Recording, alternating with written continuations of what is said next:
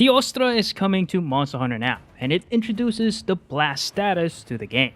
Will this new status take over the current elemental meta? Let's talk about it. First, we need to understand how Blast works. Blast is a unique status ailment that causes explosive damage.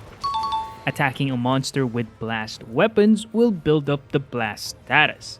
Once you build up enough Blast, an explosion occurs, damaging the last part you hit.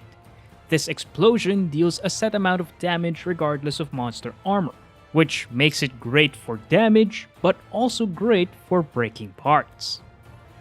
Like any status ailment, monsters will build up a resistance to the Blast status, meaning that the next Blast explosion will require more hits to proc.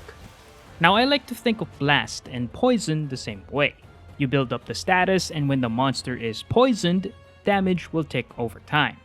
Blast is the same way, but instead of ticking over time, it deals one big explosive damage.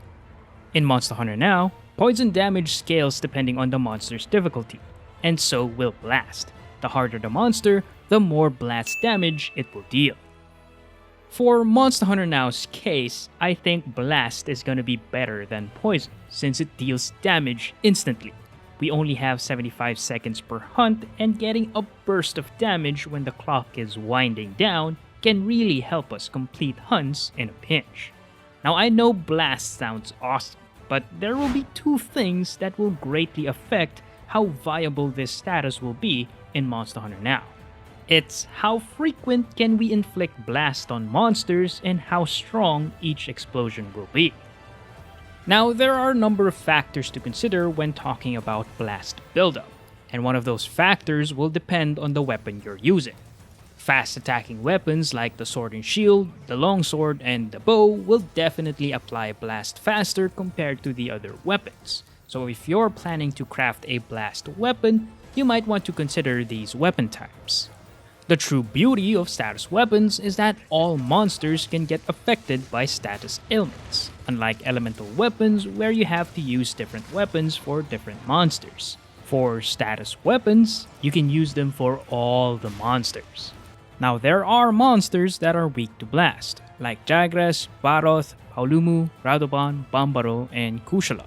It will take lesser hits to inflict Blast on these monsters, and they will take more damage. But there are monsters that are resistant to Blast, and they will take lesser damage and will require more status buildup. That's where the new skill, Teostra's Blast Powder, will come in handy. It will help you apply the Blast status.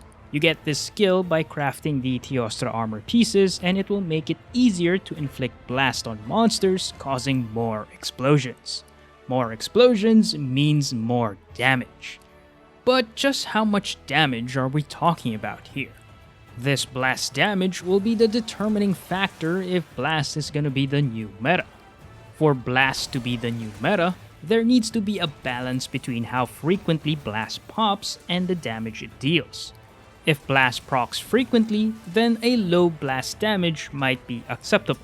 But if all monsters have high Blast thresholds and require a lot of status buildup, then the Blast damage should be high. If it takes a lot of hits to build up Blast and the overall damage is low, then it won't be enough to take over the meta.